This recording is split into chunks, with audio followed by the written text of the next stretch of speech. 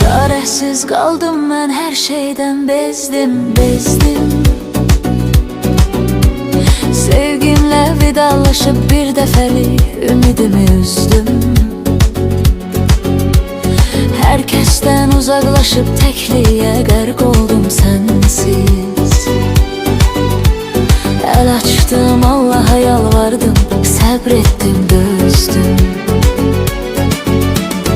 İllerle düştüm bu sevdaya, yandım. Benim olmayanı səhv ettim, benimdi sandım. Sənə həsr etdiyim günlərim, aylarım keçdi. Mən sənsiz xoşbəxtəm, gəlmə